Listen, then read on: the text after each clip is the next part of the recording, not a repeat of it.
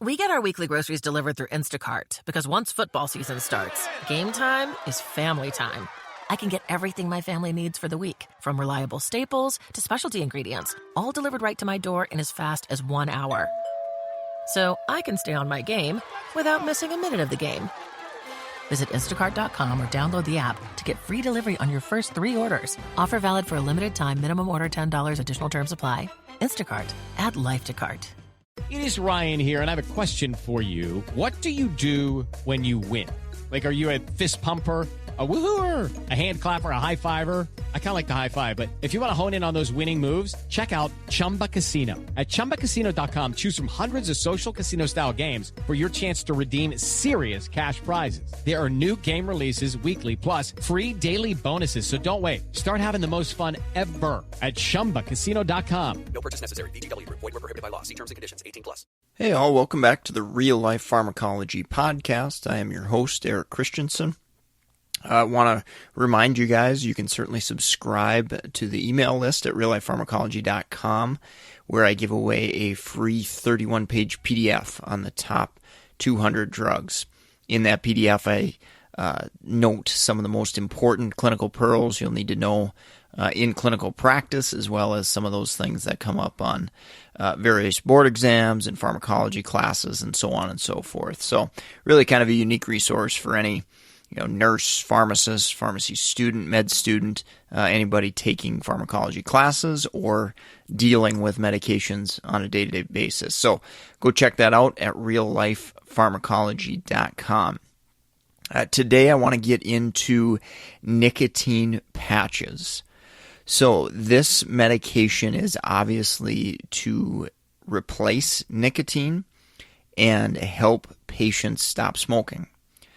Brand name of nicotine patches, Nicoderm CQ is the one that I've seen used most commonly. With nicotine patches, I think it is important to note that we do have 3 primary dosage strengths. So we've got a 7 milligram patch, a 14 milligram patch, and a 21 milligram patch. And really, there is a lower end weight restriction, but for most adult patients, they're above that. So if somebody's super low weight, you might want to double check and look that up. But by and large, we look at the number of cigarettes smoked per day and judge our initial dosing off of that in most cases. So obviously there could be a situation clinically where maybe a patient has tried patches in the past and they didn't tolerate the high dose or something. You might start at a lower dose in that type of situation. But going off of the cigarettes smoked per day, if we've got a patient that is smoking 11 or more, we're going to generally go with the 21 milligram patch and start with that. So that's the highest dose there. If it's 10 or less, then we might start with 14 milligrams as far as the patch goes there. And so 10's a good number to kind of remember and an easy number to remember based upon the number of cigarettes smoked there. So if we got above that, 21 milligrams, below that, 14 milligrams. So with that dosing, how long do we do the dosage form? So usually, or what's approved is 21 milligrams, that dose for 6 weeks. And then we would do 14 milligram patch for a couple weeks, and then the 7 milligram patch for a couple weeks. So kind of a taper down with a longer period of time on the higher dose. Now, if we're starting at that lower dose or the medium dose, 14 milligrams, that's 14 milligrams for 6 weeks, and then 7 milligrams for 2 weeks there. So again, that dose is generally, at least initially, going to be based on the number of cigarettes smoked.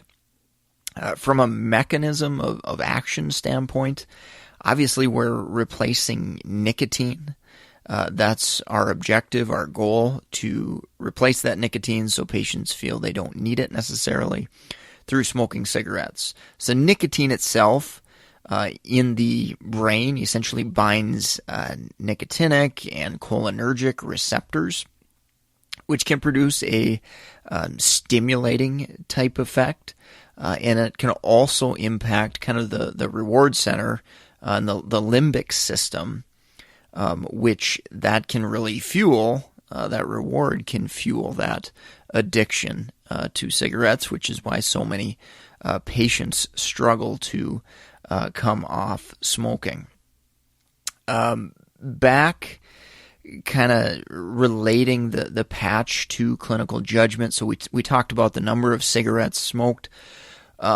It's always important to use clinical judgment. If you've got a patient that's experiencing adverse effect, intolerabilities due to a higher dose, obviously we're probably going to reduce that dose. Same thing, if you've got a patient reporting significant withdrawal symptoms, that's a situation where we might escalate the dose and go up. If you started a 14 milligram patch, they're experiencing those withdrawal symptoms, we might bump them up to the 21 milligram patch. And here's a shock to you, patients maybe don't exactly report exactly how much they're smoking as well. Just like drinking alcohol and other things, we tend to maybe underestimate how much of a negative thing that we're doing. So very important to use that clinical judgment and recognize that patients might not be exactly accurately portraying how much they're doing something or they're smoking in this case. A few other clinical pearls with regard to the patch. So only one at a time. I think that's kind of common sense. This specific patch you cannot cut. So something like a lidoderm patch for pain, you can cut that type of patch. But Nicoderm replacement patches, nicotine replacement patches, you cannot cut them. Essentially what's going to happen is you're going to lose some of the drug and obviously reduce effectiveness there. You want a non-hairy area, clean area on the body. Usually most patients I've seen do it on the kind of the back of the arm. I have seen some kind of upper chest area, that type of location as well there. Now, wearing the patch. This is something that has definitely come up before in clinical practice. How long do I have to wear this? How long can I wear this patch? So they are intended to be once daily. And really, in most patients, we're going to use them 16 to 24 hours. And probably the two big things that I remember with how long to determine to wear the patch is, are they having adverse effects at night? And specifically, adverse effects like insomnia, vivid dreams. If that's problematic at night, that definitely could be because of nicotine concentrations. So in that situation, we might say, hey, take it off at night. Now that can be balanced with morning cravings. So if you've got a patient that it's like, yep, I get up, the first thing I do during the day is have my cigarette, that's how I get going, that's how I do my thing. That's a situation where you're probably going to want that nicotine in the body. Because remember, these patches have a slower onset. They're intended to be longer acting nicotine replacement. It's not like a piece of gum. It's not like an inhaler. You're not going to get that quick absorption from a nicotine patch that you would with some other dosage forms that are meant for acute relief. So that's kind of some of the downsides of the patch, and the kind of the yin and the yang, the good and the bad, so to speak, is that slow onset.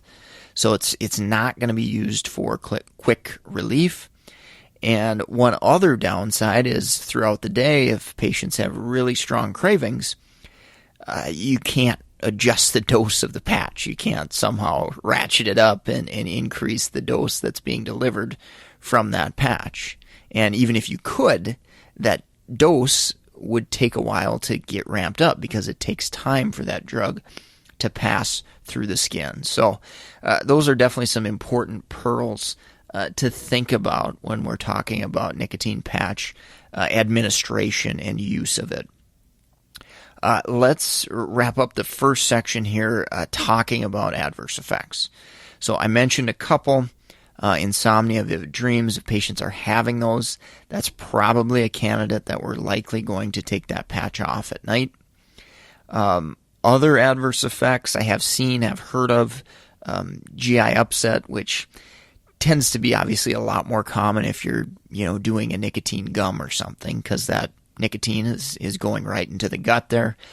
With the patch, it is possible, maybe a little less likely. Headache, and then of course with any topical administration, there is potential for skin reaction. So, keeping that site clean, obviously not, placing the patch right on the same exact spot over and over and over again, that may lead to some worsening of the irritation issue there. So keep that in mind. Obviously, if somebody's reporting really severe reaction, rash is spreading, it's getting worse, it's painful, it's weeping, it's, other worrisome symptoms, you got to educate your patients to report those issues to you if they are having problems with that. Maybe something else is going on, infection or whatever. So I think that wraps up adverse effects. We'll take a quick break, then we'll finish up on drug interactions. If you're looking for board certification study material, BCPS, BCGP, ambulatory care, BCMTMS, or NAPLEX material, we've got lots of cool stuff going on at meded101.com/store. You can find links to all the resources we have. Also uniquely, just released a drug interactions book that I will cover many of the interactions that I'm covering today with regards to nicotine and smoking. So you definitely go check that out. I've got a link to that right on my site at meded101.com/store. In addition, I have just released a new 100-question free NAPLEX practice exam. So definitely go check that out.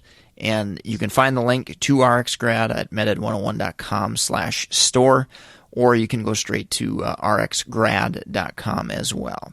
So again, check out those resources, support the sponsor, help keep this podcast free and educational to all those that want and need to learn more about medications and medication safety. All right, let's finish up on drug interactions. So as a whole, nicotine replacement generally doesn't have too many drug interactions. One, cimetidine, that comes to mind. So nicotine can be increased, or concentrations can be increased on account of cimetidine.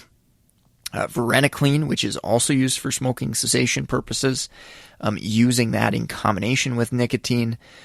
It is a partial nicotine agonist, so it could have additive, potentially, type effects to nicotine replacement therapy, like with nicotine patches. And then one other thing that I guess I think about, it's generally not too much of an issue because patients are already getting nicotine into their system. Their system's, kind of used to it. We're basically just replacing it. We're not trying to go way above and beyond what their normal blood concentration is. However, if we do potentially give them more than they're used to, there is that potential that blood pressure and pulse could go up a little bit. So that is something that I, modestly look out for. And if you've got a patient on multiple blood pressure medications, which seems like many smoking cessation patients are, sometimes on many blood pressure medications, we've got to recognize that, if that nicotine is excessive, we could be opposing some of those effects. So keeping an eye on that blood pressure, keeping an eye on that pulse, just a good thing to do as we're kind of starting and getting that nicotine in our system from nicotine replacement therapy. And then one last interaction while we're finishing up here, I do want to remind you about smoking cessation. So smoking tobacco products has the potential to induce CYP1A2. Okay, it's not an ultra potent interaction in most situations. However, we could end up with some altered concentrations of certain drugs. So clozapine, olanzapine, a couple of antipsychotics, those concentrations could go up as we stop smoking. Okay? So smoking tobacco products, being a CYP1A2 inducer, that's going to kind of lower those concentrations if we were to start smoking. But if we were to take away smoking, that could raise those concentrations. A couple of other medications that come to mind that are CYP1A2 mediated that I do see used out in practice sometimes, duloxetine. So there again, if we stop smoking, we're going to maybe just have the awareness that could shake up the concentrations of some drugs like duloxetine and potentially modestly increase the concentrations we're getting there. So from a clinically significant perspective, in most situations, I doubt it's going to lead to clinically significant results. However, if you've got a patient on an unusually high dose for some reason, or maybe they're taking other medications, that impact CYP1A2, maybe that change in smoking patterns could kind of alter that concentration. So important to think about. And one last one with CYP1A2 is propranolol. So that's one that's broken down through that pathway. We take away that inducer, that smoking cessation inducer. Propranolol concentrations could go up, lead to lower heart rate, lower blood pressure, and things of that nature. So just a few important interactions to think about there. If you've enjoyed the podcast today, found it helpful, do us a huge favor, leave us a rating, review on iTunes or wherever you're listening. Very appreciative of all of you who have taken the time to do that.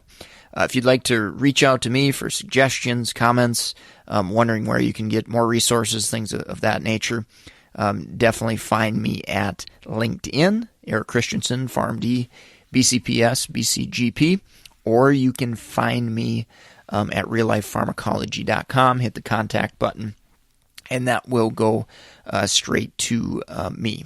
MedEd 101, you can also reach me there as well, where we have a lot of our board certification products as well as our books that have been created as well. So definitely go check out those resources for all different healthcare professionals at meded101.com/store.